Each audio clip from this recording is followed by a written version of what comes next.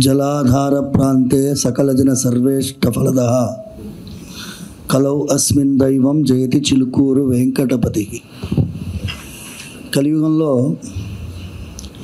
ప్రత్యక్షంగా మన కోసం భూలోకం పైన అవతరించి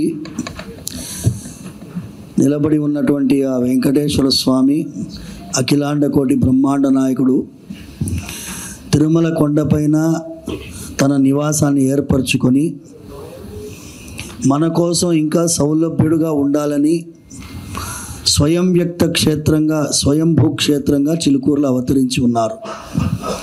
ఆ స్వామివారి సేవలో ఉన్నందుకు మా నాన్నగారి యొక్క మాటలు కొన్ని మీ ముందు ఉంచాలని సౌందరరాజన్ గారు 91 సంవత్సరాల వయస్సు ఆయనకి. ఈ పరకామణి వ్యవహారం వెలుగు చూసిన తర్వాత కొన్ని అంశాలు మీ ముందు ప్రస్తావించాలని వచ్చాను. ముఖ్యంగా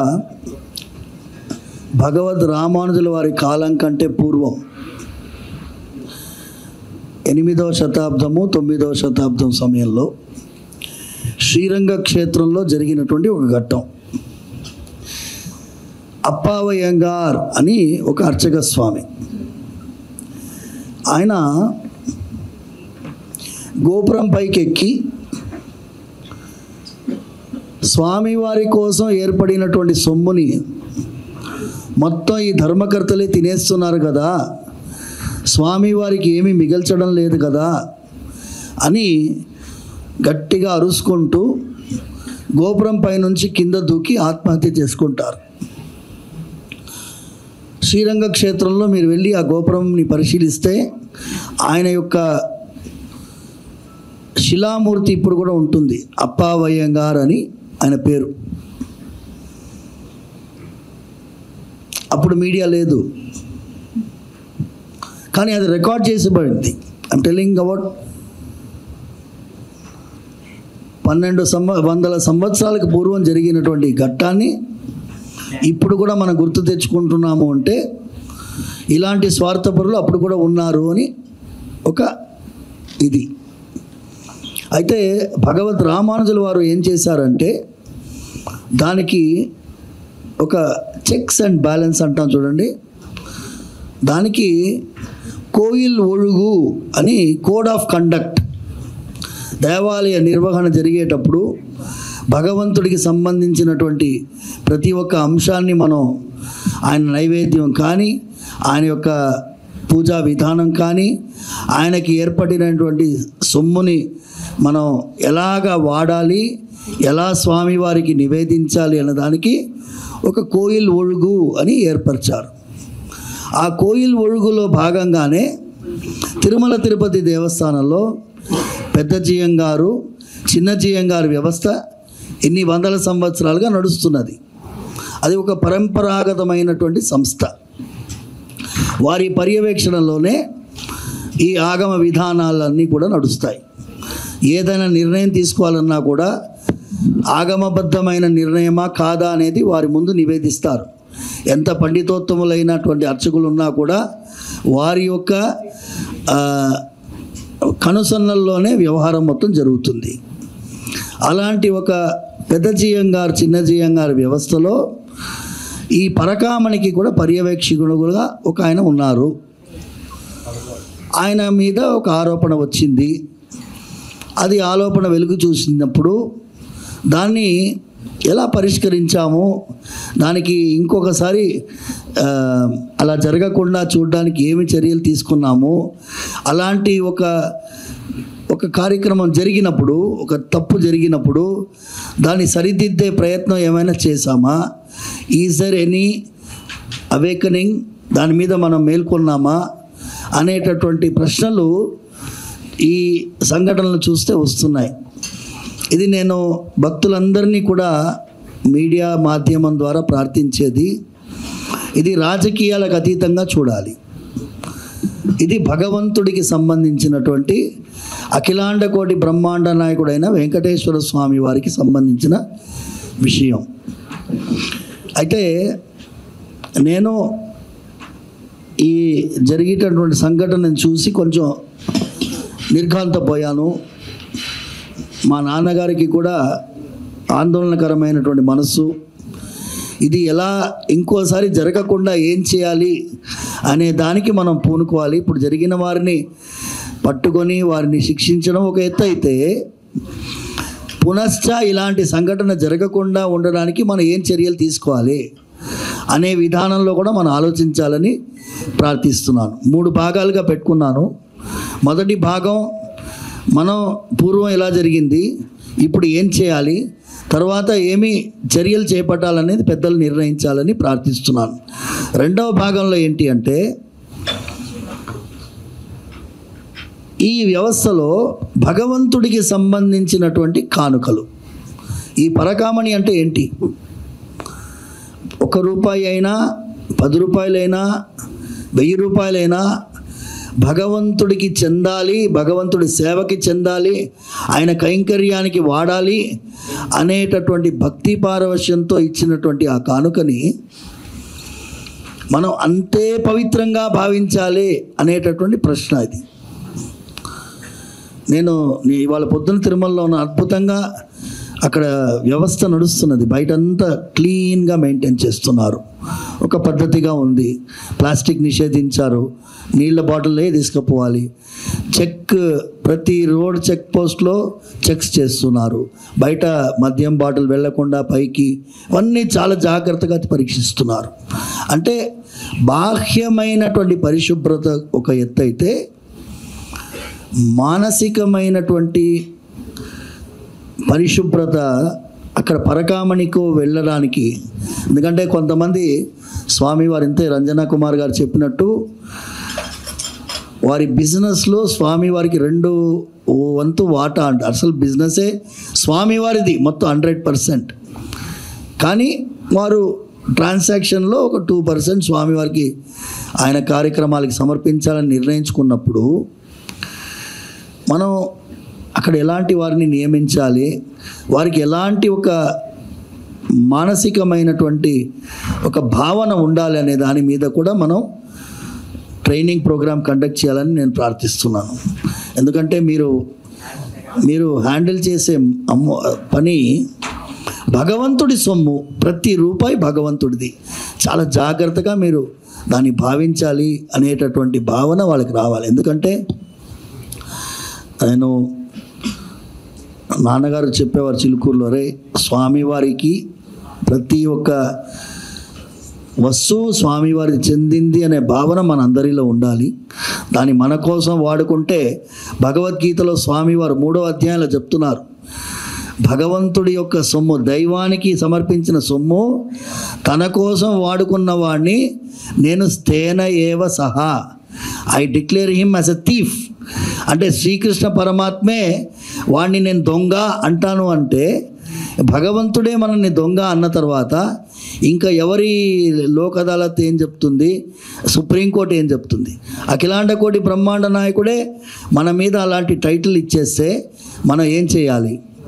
అందుకోసం ఇలాంటి ట్రైనింగ్ ప్రోగ్రామ్ ఉండాలి అని నేను మనస్ఫూర్తిగా ప్రార్థిస్తున్నాను. 3వది, ఇప్పుడు జరగాల్సిన దాని గురించి నేను చెప్తాను. ఎందుకంటే పెద్దలు వీరందరూ కూడా నిష్ణాతులు. లక్ష్మీనారాయణ గారు ఉన్నారు, మొత్తం he will brief what has to be done. నేను ఏంటి అంటున్నాను అంటే, ఒక committee, a need of the hour is a committee like 1000 pillar demolition committee, like PVRK Prasad committee. ఒక రిటైర్డ్ జడ్జి గారు, ఒక ఐఏఎస్ ఆఫీసర్, ఇంతకుముందు టీటీడీలో పనిచేసినటువంటి వారు, ఒక ఐఏఎస్ ఆఫీసర్ ఎవరైనా కావచ్చు, ఒక రిటైర్డ్ జడ్జి, ఇంకొక ఆధ్యాత్మికవేత్త, ఒక మఠాధిపతిని కూడా పెట్టు. ఇప్పుడు ధార్మిక పరిషత్ అనేది లేదు కాబట్టి ఒక మఠాధిపతి ఆధ్వర్యంలో ఈ ఒక 3 నెలలు టైం ఇచ్చి దీని మీద ఒక నివేదిక సమర్పించి పునశ్చ ఎలాంటి ఇబ్బంది జరగకుండా ఏమేమి చర్యలు చేపట్టాలనే నివేదిక రావాలని మనస్ఫూర్తిగా ప్రార్థిస్తూ ఈ అవకాశం ఇచ్చినందుకు పెద్దలందరికీ కూడా ధన్యవాదాలు తెలియజేస్తున్నాను. ఎందుకంటే మనం అందరం కూడా భక్తి భావాలతో తిరుపతికి తిరుమలకు వెళుతుంటాం. అనేక కోట్ల మంది ప్రపంచవ్యాప్తంగా భక్తులు ఉన్నారు. అంటే ఇటువంటి పవిత్రమైన స్థలంలో ఇటువంటి కార్యక్రమాలు జరగడము అన్నది అందరూ కూడా ప్రశ్నించాల్సిన అంశం. సో ఈ సందర్భంగా అనేక ఘటనలు ఇంతకుముందు కూడా జరిగాయి. డాలర్ గురించి అనేక సందర్భాల్లో వెళ్ళాం. ఆ తర్వాత కొన్ని రోజులు పింక్ డైమండ్ గురించి చర్చలు జరిగాయి. ఆ తర్వాత మొన్న చూస్తే లడ్డూ ప్రసాదంలో కల్తీ విషయాలు ఇవన్నీ కూడా జరుగుతున్నాయి తిరుమలలో.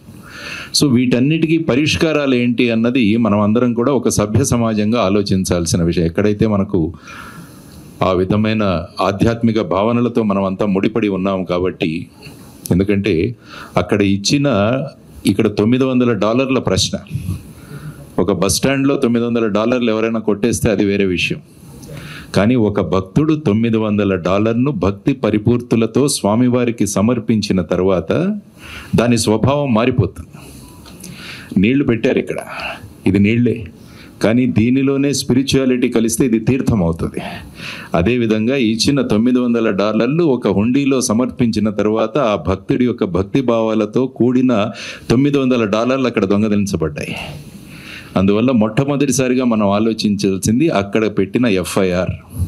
ఎవరైతే సతీష్ కుమార్ గారు ఉన్నారో ఆయన 29/4/2023 ఒక ఎఫ్ఐఆర్ పెట్టారు.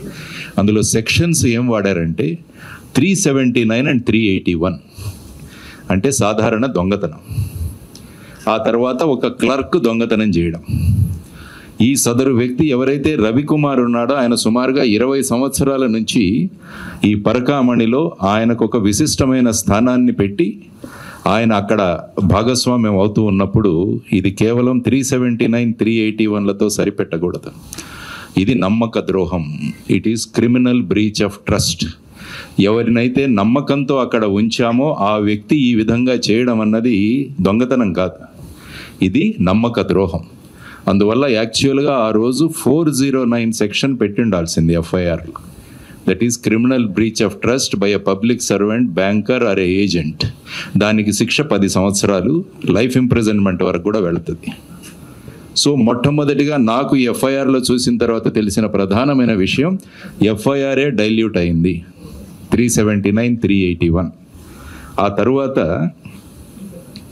19/5/2023 రవికుమార్ గారు వారి భార్య 7 ప్రాపర్టీలకు ప్యూర్ డివోషన్తో స్వామికి ఇచ్చారని చెప్పారు. ప్యూర్ డివోషన్తో. వాటి విలువ 14,43,22,000 రూపాయలు. మరి ఇంత డబ్బు అతనికి ఎక్కడి నుంచి వచ్చింది? దాని గురించి ఎక్కడా ఇన్వెస్టిగేషన్ జరగలేదు. ఇన్కమ్ ట్యాక్స్ వాళ్ళు ఎక్కడా ఇన్వెస్టిగేషన్ చేయలేదు దీని గురించి, ఇంత ఇన్కమ్ ఎక్కడి నుంచి వచ్చింది అన్న విషయం. ఆ తర్వాత మీరు చూసుకుంటే 30/5/2023 ఈ కేసులో ఛార్జ్షీట్ ఫైల్ చేయడం జరిగింది. అంటే ఇతని మీద 379 దొంగతనము, తర్వాత ఒక క్లర్క్ చేసిన దొంగతనం అని ఈ 2 సెక్షన్లలో ఛార్జ్షీట్ ఫైల్ చేయడం జరిగింది. ఆ తర్వాత 19/6/23 టీటీడీ బోర్డు వాళ్ళు దీన్ని అప్రూవ్ చేస్తారు. సాధారణంగా ఎల్వి సుబ్రహ్మణ్యం గారు ఉన్నారు కాబట్టి ఎక్కడ జీవో 159, 160, 161 జీవోలు ఉన్నాయి. అందులో ఎవరైనా ఒక ప్రాపర్టీని డొనేట్ చేస్తే దాని గురించి పేపర్లో పబ్లిష్ చేయాలి. ఇప్పుడు ఫర్ ఎగ్జాంపుల్ నేను వచ్చి భానుప్రకాష్ గారి ప్రాపర్టీని నేను దానం చేసేసాను అనుకోండి, మరి ఆయనకు తెలియదు. కాబట్టి టీటీడీ బాధ్యత ఏంటంటే దీన్ని పేపర్లో పబ్లిష్ చేయాలి. అప్పుడు ఏమవుతుందంటే భానుప్రకాష్ గారు వచ్చి లక్ష్మీనారాయణ గారు అది నా ప్రాపర్టీ మీరెలా దానం చేస్తారని వస్తారు. కానీ ఈ 13/6/2023 జరిగిన దాంట్లో సమయం లేదు కాబట్టి దీనిలో పేపర్లో పబ్లిష్ చేయాల్సిన అవసరం లేదని మినిట్స్లో ఉంది. చూడండి ఎంత విచిత్రమో. అంటే ఇప్పుడు ఏదో ప్రాపర్టీకి అయిపోతుందా ఏదో అన్న భావనలతో ఈ పబ్లికేషన్ చేయాల్సిన అవసరం లేదని బోర్డు మినిట్స్లో ఉన్నాయి. ఇది ఒక ప్రధానమైన అంశం. ఆ తర్వాత మీరందరికీ చెప్పాల్సిన విషయం లోక్ అదాలత్ కేసు. అందులో చాలా మర్మం ఉంది.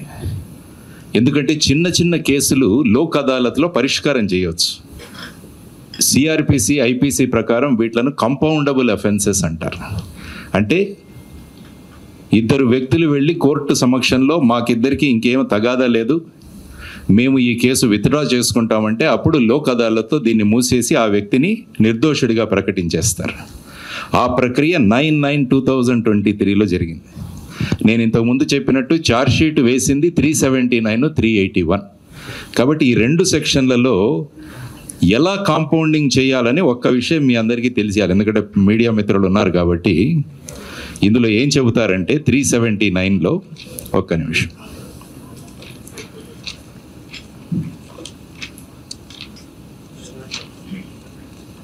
379లో కాంపౌండింగ్ ఎవరెవరికి చేయాలంటే compoundable by the owner of the property stolen with the permission of the court. ఇప్పుడు కాంప్రమైజ్ ఎవరెవరికి జరిగింది? అసిస్టెంట్ విజిలెన్స్ ఆఫీసర్గా పనిచేస్తున్న సతీష్ కుమార్కి, రవికుమార్కి, వీళ్ళిద్దరూ కాంప్రమైజ్ అయ్యారు. అసలు సతీష్ కుమార్ ఎవరు? కంప్లైంట్ ఇచ్చిన వ్యక్తి. ఓనర్ ఆఫ్ ది ప్రాపర్టీ ఎవరు? వెంకటేశ్వర స్వామి. కోర్టులో ఎవరి మధ్య కాంప్రమైజ్ అవ్వాలంటే వెంకటేశ్వర స్వామికి రవికుమార్కి మధ్య కాంప్రమైజ్ అవ్వాలి. అది ఎలా కాంప్రమైజ్ చేశారో అర్థం కాలేదు నాకు. కనీసం టీటీడీ బోర్డు నుంచి కూడా ఎవరిని పిలవలేదు. అంటే ఒక ఫిర్యాదు చేసిన ఒక police officer, he is not at all owner of the property, he is only A complainant. So ఈ లోక్ అదాలత్లో జరిగిన ప్రక్రియ ఏదైతే ఉందో దట్ ఈస్ టోటలీ ఇన్కరెక్ట్. ఒక కంప్లైనెంట్కి ఒక అక్యూజ్డ్కి మధ్య కాంప్రమైజ్ మిగతా కేసుల్లో జరగచ్చేమో కానీ థెఫ్ట్ కేసులో ఓనర్ ఆఫ్ ది ప్రాపర్టీ వచ్చి చెప్పాలి, నాకు దొంగలించిన వాడికి ఏ విధమైన ఇంకేమి మాకు కంప్లైంట్స్ లేవు, మేము విత్డ్రా చేసుకుంటున్నామని. So the very act of compounding by the Lok Adalat is totally illegal. అందుకనే ప్రస్తుతం హైకోర్టు ఈ లోక్ అదాలత్ ఇచ్చిన కాంప్రమైజ్ను కూడా పక్కన పెట్టేశారు ఇప్పుడు. సో ఇది మనం అందరం కూడా గమనించాల్సిన ప్రధానమైన అంశం. ఆ తర్వాత మీరు చూసుకుంటే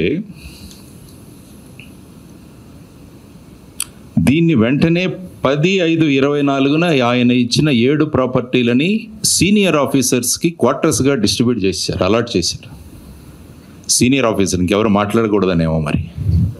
ఈ క్వార్టర్స్ అన్నీ కూడా వాళ్ళకి అలాట్ చేశారు, సీనియర్ లెవెల్లో ఉన్న ఆఫీసర్స్కి. ఆ తరువాత 25/2024 గిరిధర్ రావు గారని ఒక ఆయన ఒక విజిలెన్స్ వాళ్ళ చీఫ్కి ఒక లెటర్ రాశారు. అందులో లాస్ట్ పారాగ్రాఫ్ మీరు చూస్తే, విపరీతమైన పోలీస్ ప్రెషర్ వల్ల ఈ సతీష్ కుమార్ అన్న వ్యక్తి కాంపౌండ్ చేయాల్సి వచ్చింది అని కూడా ఆ రిపోర్ట్లో ఉంది. మరి ఎవరు పెట్టారు ఈ ప్రెషర్? ఎందుకు పెట్టాల్సిన అవసరం? ఇది స్వామివారికి చెందిన ప్రాపర్టీని ఈ విధంగా కాంపౌండబుల్ చేయడం అన్నది అది సరికాదు. ఆ తర్వాత హైకోర్టు వారు మన చూశారు, ఆర్డర్ ఇచ్చారు. ఇది 29/9/2025 సంవత్సరంలో శ్రీనివాసులు అనే వ్యక్తి ఒక పబ్లిక్ ఇంట్రెస్ట్ లిటిగేషన్ ఫైల్ చేయడం జరిగింది. ఆ సందర్భంగా సింగిల్ బెంచ్ వారు ఇచ్చింది ఏంటంటే, Lok Adalat order is stayed, CID to seize all the documents and CID to be made a party. అందులో ముఖ్యంగా మీరు ఒక్క విషయం చూసుకుంటే, అందులో వారు మాట్లాడిన అంశంలో ఒక జడ్జిమెంట్ కాపీలో ఒక విషయం మీకు ప్రస్తావిస్తాను.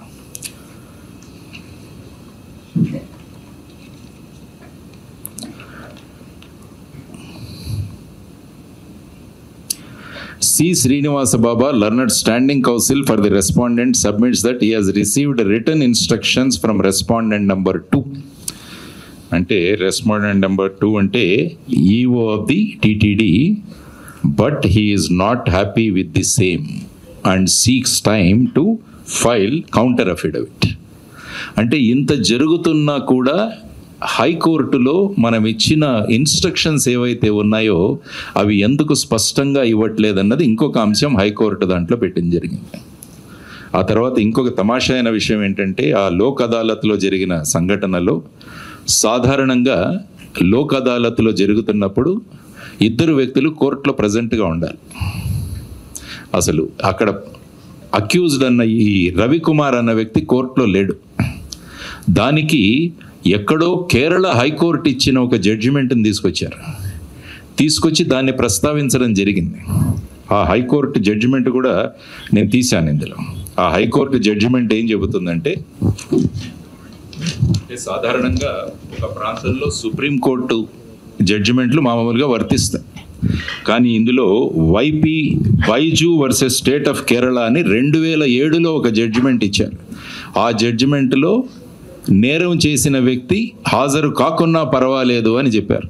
కాబట్టి దాన్ని సైట్ చేస్తూ ఈ కాంప్రమైజ్కి ఈవెన్ రవికుమార్ కూడా రాలేదు అదాలత్.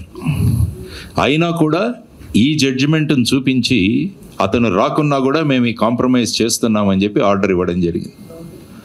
అసలు ఈ సందర్భంగా సతీష్ కుమార్కి కాంప్రమైజ్ చేసే అధికారం లేదు. Only owner of the property రావాలి కోర్టుకి. సో అది ప్రధానమైన అంశం. కాబట్టి లీగల్గా మీరు చూసుకుంటే మిత్రులు చెప్పారు, లీగల్గా ఉన్న ఇందులో విషయాలు ఏంటంటే ఇవన్నీ కూడా జరిగాయి. అందువల్ల ఇందులో అవ్వాల్సింది ఏంటంటే డీనోవో మళ్ళా ప్రొసీడింగ్స్ స్టార్ట్ అవ్వాలి. మళ్ళా FIR has to be registered with 409 section. అందులో ఖచ్చితంగా 409 సెక్షన్ పెట్టాలి. నమ్మక ద్రోహం, క్రిమినల్ బ్రీచ్ ఆఫ్ ట్రస్ట్ ఆ విధంగా జరిగిన సందర్భంగా అందులో ఎక్కడా కూడా కాంప్రమైజ్ కానీ కంపౌండింగ్ కానీ అవకాశమే లేదు. కాబట్టి ఈ విషయాలన్నీ కూడా బయటికి రావాలి. అందుకనే ఇంతకుముందు వారు సజెస్ట్ చేసినట్టు ఒక కమిటీ ఉండాలి. అసలు హోల్ ప్రక్రియ గురించి కూడా ఒకసారి రివ్యూ జరగాలని నేను అనుకుంటాను. ఎవరిని నియమిస్తున్నారు, ఎవరు బోర్డు మెంబర్లుగా ఉంటున్నారు, ఇవన్నీ కూడా మనం ఆలోచించాల్సిన అంశాలు. అందుకనే క్రిమినల్ బ్యాక్గ్రౌండ్ ఉన్న వాళ్ళు ఎవరు కూడా బోర్డులో మెంబర్షిప్ ఉండకూడదు అన్నది నా అభిప్రాయం. క్రిమినల్ అఫెన్సెస్ వాళ్ళ మీద ఉన్న వాళ్ళు ఎవరు కూడా ఇటువంటి ఆధ్యాత్మికమైన బోర్డులో ఎవరు కూడా మెంబర్స్గా ఉండకూడదు. సెలక్షన్ కూడా చక్కగా జరగాలి. ఎవరైతే అక్కడ ఉన్న ఆధ్యాత్మికతను పరిరక్షించగలరు అన్న వారు ఎవరైతే ఉంటారో ఆ భావనలు ఉన్న వాళ్ళే అక్కడ ఉండాలి. లేకుంటే ఆ పవిత్రత భంగం అవుతుంది. ఇలా ఒక కేసు మీద ఇంకొక కేసు జరుగుతూ పోవడం అన్నది ఇట్ ఈస్ నాట్ గుడ్. ఎందుకంటే సనాతన ధర్మ భావాలున్న మన అందరికీ కూడా ఇటువంటి చర్యలు జరగడం అన్నది చాలా దురదృష్టకరం. కాబట్టి ప్రతిసారి జరుగుతున్నప్పుడు ఏం చేయాలని ఆలోచిస్తున్నాం. కానీ ఈవెన్ వధ్వా కమిటీ గారిని కూడా అపాయింట్ చేశారు. ఒకసారి ఒక 180 పేజీల రిపోర్ట్ సబ్మిట్ చేశారు ఆయన. అప్పుడు జ్యువెల్ సందర్భంగా అనేక నగలు మాయమయ్యాయన్న సందర్భంలో వారు కూడా ఒక 22 ఇన్స్ట్రక్షన్స్ కూడా ఇవ్వడం జరిగింది. సో ఇలా మనమందరము భక్తి భావాలతో ఉన్న ప్రదేశంలో జ్యుడిషియల్ కమిషన్స్, కేసులు ఇవన్నీ జరుగుతుంటే అది నాకైతే మటుకు అది ఐ ఫీల్ వెరీ సాడ్. ఇలాంటివి జరగకూడదు.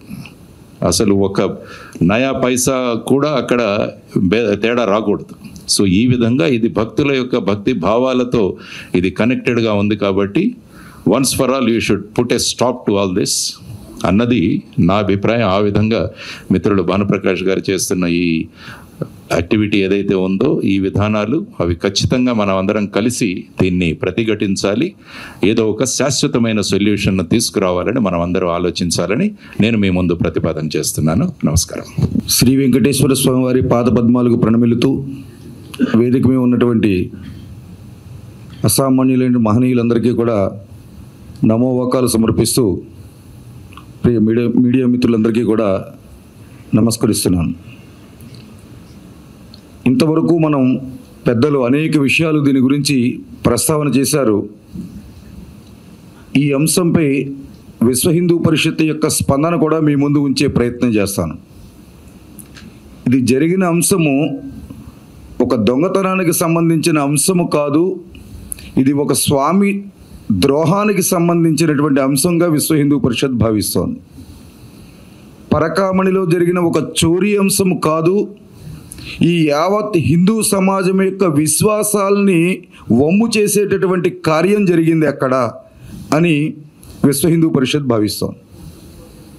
ఈ మాట ఎందుకు చెప్పాల్సి వచ్చిందంటే పదే పదే మాన్యులు శ్రీ జేడి లక్ష్మణ్ గారు చెప్పారు ఇందాక, అనేక సార్లు చర్చలోకి రావాల్సిన దుస్థితి ఎందుకు వస్తుంది అన్నది టీటీడీ బోర్డు కూడా ఆలోచించాలి.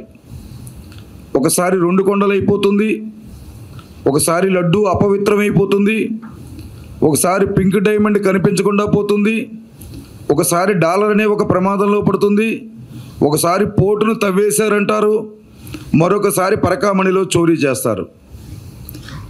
ఒక సంఘటన నుంచి మరొక సంఘటనకి ఏ విధమైన జాగ్రత్తలు తీసుకోకపోవడం వల్ల ఇందులో కొన్ని వాస్తవాలు కొన్ని అవాస్తవాలు ఉండొచ్చు. వాస్తవాల విషయంలో చర్యలు తీసుకోకపోవడం వల్ల పదే పదే ఇటువంటి వార్తలు భక్తులు విని మనోవేదనకు గురయ్యే పరిస్థితులు వస్తున్నాయి. ఈ జరిగినటువంటి ఈ అంశంలో అద్భుతమైన అంశం ఏంటంటే దొంగ ఆఫర్ ఇస్తాడు, దేవాలయం స్వీకరిస్తుంది. ఇంతకు మించినటువంటి 8వ వింత లేదేమో అనిపిస్తుంది నాకు. నేను 72,000 దొంగతనం చేశాను, గవర్నమెంట్ రేటు ప్రకారం 14 కోట్ల ఆస్తి ఇచ్చేస్తున్నాను మీకు, బజార్లో దీని విలువ 40 కోట్లు. ఇక్కడ దొంగతనం చేసిన విషయం మీద టీటీడీ బోర్డులో చర్చ జరగదు. దొంగతనం జరిగిన విషయం మీద టీటీడీ ఎంక్వైరీకి ఆదేశించడము, కేసు పెట్టమని సంబంధిత అధికారిని కోరిన దాఖలాలు ఈ మొత్తం రికార్డు అంతా చూస్తే మాకైతే ఎక్కడా కనిపించలేదు. రాజీ చేసుకునే సందర్భంలో కూడా ఇది లోక్ అదాలత్కి వెళ్ళి రాజీ చేసుకోండి అని సంబంధిత అధికారులకి టీటీడీ చెప్పినటువంటి అంశం ఎక్కడా కనపడదు. ఈ మొత్తం కథ అంతా కూడా ఈ దొంగతనం చేసినటువంటి ఆ వ్యక్తి మీద దురదృష్టవశాత్తు ఆ పేరు నాకు కూడా ఉండడం చాలా సిగ్గుపడుతున్నాను. దాని నుంచి ఆ పేరు పదే పదే ప్రస్తావన చేస్తుంటే నేను నా నోటితో నా పేరుని చెప్పుకోవాల్సింటున్నాను ఫీలింగ్ వస్తుంది కాబట్టి వ్యక్తి అని వదిలేస్తున్నాను. ఈ దొంగతనం చేసినటువంటి వ్యక్తి, పట్టుకున్న వ్యక్తి, వీరిద్దరి మధ్యలోనే మొత్తం కథ అంతా జరిగిపోయింది. ఇందాక చాలా విచిత్రమైన విషయం చెప్పారు లక్ష్మీనారాయణ గారు. దొంగతనం చేసిన వ్యక్తి లేకుండానే ఈ కేసు రాజీ అయిపోయింది కోర్టులో, అదాలత్లో. ఎంత విచిత్రమైన విషయాలు జరిగాయి అంటే దీని వెనకాల విశ్వ హిందూ పరిషత్ భావిస్తోంది నాట్ ఓన్లీ ఆ పీఠానికి అక్కడ దొంగతనం చేసిన క్లర్క్ కాదు, దీని వెనకాల ఎవరో పెద్ద పెద్ద వ్యక్తులే ఉన్నారు అని విశ్వ హిందూ పరిషత్ భావిస్తోంది. ఎందువల్లంటే ఒక క్రమ పద్ధతి ప్రకారం కేసును నిర్వీర్యం చేసే ప్రయత్నాలు అక్కడ జరిగాయి. ఎందుకనవలసి వస్తుందంటే దోపిడీ చేసినటువంటి, అంటే దోపిడీ అని అనడం లేదు, దుర్మార్గం అని అందాం మనం. ఒక దొంగ, ఒక వస్తువు, ఒక నోటు, డాలర్ కింద ఆలోచించద్దు దీన్ని. ఈ దుర్మార్గమైన పని చేసినటువంటి వ్యక్తి అసలు అరెస్టే కాలేదు. ఎంత విచిత్రమో చూడండి. ఈ యాక్షన్ తీసుకోవలసిన విజిలెన్స్ శాఖ టీటీడీకి దీన్ని సిఫార్సు చేయలేదు, మీరు యాక్షన్ తీసుకోండి అని పోలీసులకు తెలియజేశారు. పోలీసులకు తెలియజేయమని టీటీడీ విజిలెన్స్ శాఖను కోరలేదు. పైగా దీన్ని రాజీ చేసుకునే సందర్భంలో పోలీసు డిపార్ట్మెంట్ నుంచి ఒత్తిడి వచ్చింది కాబట్టి మేము రాజీ చేసుకుంటున్నాం అంటారు. పోలీసు డిపార్ట్మెంట్ టీటీడీని, తిరుమల యొక్క నిర్వాహకుల్ని ఒత్తిడి చేసిందా, లేదా పోలీసులు బూచిగా చూపించి దీన్ని రాజీ చేశారా? ఇవన్నీ కూడా ఎంక్వైరీ చేయాలి. వాస్తవాలు బయటకు రావాలంటే ఇవన్నీ స్పష్టంగా భక్తుల ముందుకు తెలియవలసినటువంటి అవసరం ఉంది. దాంతోపాటుగా గతంలో ఒకసారి పరకామణిలో దొంగతనం జరిగితే కేవలం 200 రూపాయలకు దొంగతనం జరిగితే జీవిత శిక్ష పడింది అని విన్నాం మేము. ఆ విషయాన్ని చెప్పాలని కోరుకుంటున్నాను నా తర్వాత ప్రసంగించే వక్తని. 200 రూపాయల దొంగతనానికి అంత తీవ్రంగా దాన్ని శిక్షించినటువంటి టీటీడీ ట్రస్ట్ బోర్డు ఆనాడు ఈవేళ 72 వాళ్ళు చెప్పినటువంటి విజిలెన్స్ వాళ్ళు చెప్పిన లెక్క ప్రకారం 72,000 రూపాయల దొంగతనం జరిగితే లోక్ అదాలత్లో రాజీ చేసుకోవాల్సిన పరిస్థితి రావడం వెనకాల ఉన్నటువంటి పెద్దలు ఎవరు, ఇది తెలియవలసిన అవసరం ఉంది. దీంతోపాటుగా సీసీ ఫుటేజ్ చూపించారు ఇందాక భానుప్రకాష్ గారు. నేను నిజంగా భానుప్రకాష్ గారిని అభినందిస్తున్నాను. ఆయన ఇందాక కూడా మాటల సందర్భంలో మాట్లాడుతున్నప్పుడు 2 విషయాలు చెప్పారు ఆయన. నాకు ఈ టీటీడీ ట్రస్ట్ బోర్డు మెంబర్ కన్నా స్వామివారి భక్తుడిగా నేను ఎక్కువ మనోవేదన గురవుతున్నాను. ఇది ఒకసారిగా అది పదే పదే జరుగుతున్నాయి. ఇటువంటి పెద్దల సమక్షంలో సమాజానికి దీని వివరణ తెలిసినప్పుడు మాత్రమే అందరి శ్రద్ధ దీని మీద పెరుగుతుంది అని ఆయన ఈ చర్యలకు ఉపక్రమించడాన్ని నేను విశ్వ హిందూ పరిషత్ కార్యకర్తగా ఆయన అభినందిస్తున్నాను. లేకపోతే ఇది అక్కడే 4 గోళ్ల మధ్యలోనే లోక్ అదాలత్ అయిపోయేది. ఇది ఇవాళ విశ్వవ్యాప్తంగా ఈ విషయం అందరి చర్చకి వచ్చింది ఇవాళ. కాబట్టి ఇక్కడ సీసీ ఫుటేజ్ చూపించారు వారు. ఆ సీసీ ఫుటేజ్ని ఉంచారా? ఇప్పుడు అది కూడా అనుమానం వస్తుంది మాకు. దాన్ని స్టోర్ చేశారా లేదా అది కూడా కనబడడం లేదనే ఒక కారణం చెప్పే ప్రమాదం ఉందేమోనని అనుమానాన్ని కూడా విశ్వ హిందూ పరిషత్ వ్యక్తం చేస్తోంది. ఇకపోతే మరొక గమ్మత్తైన విషయం ఏంటంటే దొంగ ఆస్తి ఇస్తారు. ఆ ఆస్తిని ఏ విధమైన ఒపీనియన్ లేకుండా తీసేసుకుంటుంది టీటీడీ. అది ఎంక్వైరీ చేయడానికి అసలు సమయం ఉండదు టీటీడీ దగ్గర. దొంగ ఎందుకు ఇస్తున్నాడు అన్నది ఎంక్వైరీ లేదు. దొంగ ఇస్తున్న ఆస్తి అది దొంగ ఆస్తా లేకపోతే దాని జెన్యూనా పరిశీలించుకున్నాక తీసుకుందాము అన్నది లేదు. ఇప్పుడు దొంగ కాస్త దాత అయిపోయాడు టీటీడీకి. ఇది ఎంత విచిత్రమో చూడండి. దొంగతనం చేసిన వాడిని ఇప్పుడు టీటీడీ దాతగా స్వామివారి దృశ్యాలు వేసి సత్కరించాలి రేపు పొద్దున దర్శనానికి వస్తే. అంటే మన ముందే ఎంత దుర్మార్గమైనటువంటి పనులు జరిగాయి. ఇది సాంప్రదాయంగా మార్చాలనుకుంటోందా టీటీడీ, లేదా చర్యలు తీసుకుంటారా? దొంగకి సాలువ వేసే సాంప్రదాయం, కొత్త సాంప్రదాయం తీసుకొస్తే అందరూ రెడీ. దొంగతనం చేస్తాడు, రేపు పొద్దుట వాడు డబ్బులు ఇస్తాడు, దాతగా నమోదు చేయించుకుంటాడు, సాలువ వేయించుకుంటాడు. అంటే ఇది దొంగలకి సాలువ వేసే పరిస్థితి తీసుకురావద్దు టీటీడీలో. దీని మీద కూడా చర్యలు సక్రమంగా తీసుకోండి. శాశ్వత ఆస్తి ఇచ్చే ముందు నా ముందు చాలామంది పెద్దలు చెప్పారు, పేపర్ ప్రకటన ఇవ్వడము, లీగల్ ఒపీనియన్ తీసుకోవడము, అది జెన్యూను సాంప్రదాయము నైతికమైంది అయితేనే స్వీకరించడము, ఇది అనానుచారంగా ఆచారంగా వస్తోంది. సందర్భం కాకపోయినా ప్రస్తావించవలసి వస్తుంది. గాలి జనార్దన్ రెడ్డి గారు కిరీటం ఇస్తే అది వెంకటేశ్వర స్వామికి ఎందుకు పెట్టడం లేదు? ఆయన ఉన్నటువంటి కేసుల విషయంలో తేలిన తర్వాత దీన్ని అలంకరిస్తామని పక్కన పెట్టేశారు. మరి అక్కడ గాలి జనార్దన్ రెడ్డి గారు కిరీటం పక్కన పెట్టిన వాళ్ళు 14 కోట్ల ఆస్తులకు ఎందుకు కక్కుర్తుపడింది టీటీడీ? ఎందుకు తీసుకోవాల్సి వచ్చింది? ఎవరు ఒత్తిడి దీని వెనకాల ఉన్నది? ఇది ఆలోచించవలసినటువంటి విషయం. రెండో విషయము, కాంచనమాల అనే సినిమా యాక్టరు ఆస్తి ఇచ్చారు టీటీడీకి మద్రాసులో, చెన్నైలో. ఇస్తే దాని మీద కోర్టు కేసులు ఉన్నాయని చెప్పి అది పూర్తిగా కోర్టు ఆవిడ పక్షాన్ని తీర్పు వచ్చే వరకు ఆగిన తర్వాత మాత్రమే టీటీడీ ఆ యొక్క దానాన్ని స్వీకరించిందని నాకు గుర్తు. మరి ఇక్కడ అది ఎందుకని కాంచనమాల గారి విషయంలో, కాంచనమాల గారు కాదు, క్షమించాలి, కాంచన గారి విషయంలో చేసినటువంటి ఆ రకమైనటువంటి ప్రక్రియ ఇక్కడ ఎందుకు జరగలేదు? కాబట్టి సమయం లేదు కాబట్టి మేము పేపర్ ప్రకటన ఇవ్వలేకపోయాము అని చెప్పడం వెనకాల సహేతుకంగా లేదు అని మేము తెలియజేస్తూ, 1 సంవత్సరం క్రితం గుంటూరులో ఒక భక్తుడు స్వామివారికి ఆస్తి ఇస్తే లీగల్ ఒపీనియన్ తీసుకున్న తర్వాత, పేపర్ ప్రకటన ఇచ్చిన తర్వాత గుంటూరులో ఆస్తి తీసుకుంది టీటీడీ. మరి ఈ ప్రక్రియని ఎందుకు ఆ ఒక్క విషయంలో ఎందుకు మినహాయింపు చేశారు? అంటే డబ్బు ఇచ్చేశారు కాబట్టి దాని గురించి మర్చిపోతారు ప్రజలన్న విషయంలో ఇది చేశారని మాత్రం విశ్వ హిందూ పరిషత్ భావిస్తోంది. కాబట్టి జ్యుడిషియల్ ఎంక్వైరీ వేయాలి. దాంతోపాటు నిజ నిర్ధారణ కూడా ఒక కమిటీని ఏర్పాటు చేయాలి టీటీడీ. ఎందుకంటే దొంగ చేసిన పని మీద సరైన చర్యలు తీసుకోలేదనేటటువంటి అపనమ్మకం టీటీడీ మీద కూడా వచ్చింది. కాబట్టి పారదర్శకంగా దీని మీద వాస్తవాలు ఏమిటో తెలుసుకోవడం కోసం ఇక్కడున్న పెద్దలు ఎవరైతే ఉన్నారో కొంతమందిని ఒక కమిటీగా ఏర్పాటు చేసి వారితో నిజ నిర్ధారణ కూడా చేయవలసిన అవసరం ఉంది. అవసరమైతే మేము కూడా విశ్వ హిందూ పరిషత్ తరపున పెద్దల్ని ప్రాధాయపడి వారితో మేము ఒక నిజ నిర్ధారణ కమిటీని కూడా ఏర్పాటు చేస్తాం. టీటీడీ ఆ పని చేయకపోతే లోతుగా దీని మీద చేయవలసిన అవసరం ఉంది. ముఖ్యమంత్రి గారు కూడా దీన్ని ప్రత్యేకంగా తీసుకుని దీనికి చర్యలకు ఉపక్రమించాలని కోరుకుంటున్నాము. దీని వెనకాల ఎవరైనా పెద్దలు ఉన్నారా అనేటువంటి అనుమానం ప్రజల్లో ఉన్నది. ఇక చివరగా దేవాలయాల పరిస్థితి ఈ విధంగా ఉన్నది. కలియుగ వైకుంఠధామ వెంకటేశ్వరుని యొక్క తిరుమల తిరుపతి దేవస్థానంలో పరిస్థితి ఈ విధంగా ఉంది. ఇక సామాన్య ఆలయాల పరిస్థితి ఏమిటి? ఆస్తులకి రక్షణ లేదు, భూములకి రక్షణ లేదు, హుండీకి రక్షణ లేదు, దేవాలయం రాజకీయ ప్రవేశాలు అయిపోతున్నాయి, దేవాలయాలు అన్యమతస్థులు ఉద్యోగులుగా వస్తున్నారు, ట్రస్ట్ బోర్డు మెంబర్లుగా వస్తున్నారు, కాబట్టి భూములు అన్యాక్రాంతం అవుతున్నాయి. ఇన్ని రకాలు జరుగుతుంటే ఇంకా హిందూ సమాజము ఎండోమెంట్ మీద, గవర్నమెంట్ మీద ఈ దేవాలయాల్ని వదిలేయాలని ఎంత మాత్రం అనుకోవడం లేదు అని ఘంటారావంగా 2024 జనవరి 5 విజయవాడలో జరిగిన హైందవ శంఖారావంలో సుమారుగా 7 నుంచి 8 లక్షల మంది హిందువులు ఏకత్రితమై మా హిందూ దేవాలయాలకి స్వయం ప్రతిపత్తిని కల్పించండి అని కోరడం వెనకాలని ఉద్దేశం ఇటువంటి పరిస్థితులే.